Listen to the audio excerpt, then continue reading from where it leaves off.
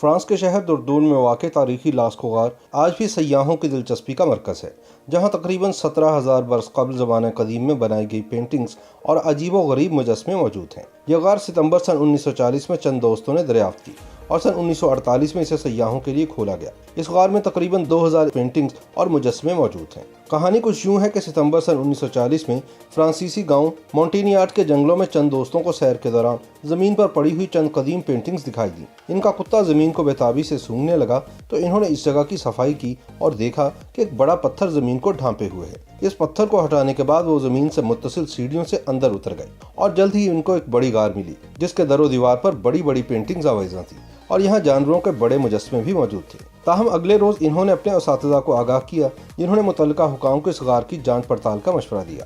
جانوروں ناقابل وضاحت علامتوں کی ہزاروں ڈرائنگ جلد ہی یورپ میں لوگوں کی توجہ کا مرکز بن گئی، جن کو بعد ازاں Sistine Chapel of prehistoric art کے نام سے منسوب کر دیا گیا۔ یہ پینٹنگ کئی ادوار میں یکے بعد دیگرے بنائی گئیں، اگرچہ ان کی اصل تاریخ سے متعلق تحقیقات جاری ہیں، تاہم ایک اندازے کے مطابق انہیں 15 سے 17,000 سال قدیم بیان کیا جا رہا ہے۔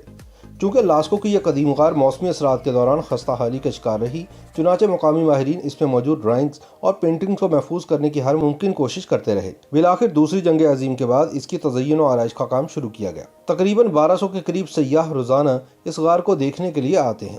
سن 2001 کے دوران اس غار میں ایئر کنڈیشننگ سسٹم لگایا گیا، جس سے نہ صرف سیاحوں کو صحت مند فضا کی سہولت میسر آئی، بلکہ اس سے پینٹنگ کو فنگس سے محفوظ بنانے میں بھی کافی مدد ملی۔ سن 2007 کے دوران غار میں موجود پینٹنگز اور ڈرائنگز پر فنگس لگنے لگا، جس پر قابو پانے کے لیے فرینچ حکام نے فروری سن 2009 میں ماحولیاتی ماہرین کا ایک اجلاس منعقد کیا، جس کے دوران غار میں فنگس پر قابو پانے کے لیے مختلف تجاویز زیر غور آئیں۔ فرانسیسی انتظامیہ کو تاحال غار میں موجود پینٹنگ کو محفوظ بنانے کے حوالے سے فنگس کے خطرے کا سامنا ہے، جس کے تدارک کے لیے گزرتے وقت کے ساتھ ساتھ اقدامات سامنے آتے رہتے ہیں۔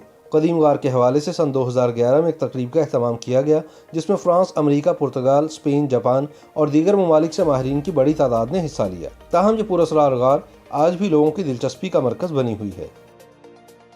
YouTube پر گوگلی نیوز دیکھنے کے لیے youtube.com کی سرچ بار میں googly news T V type کریں۔ گوگلی نیوز کے پیج پر سرخ رنگ کے سبسکرپشن والے بٹن پر کلک کرنا نہ بھولیے۔ YouTube پیج پر اپلوڈ ہونے والی ویڈیوز سے باخبر رہنے کے لیے بیل آئیکن پر کلک کیجیے۔ آپ کو ہر نئی ویڈیو کے بارے میں نوٹیفیکیشن موصول ہو جائے گا۔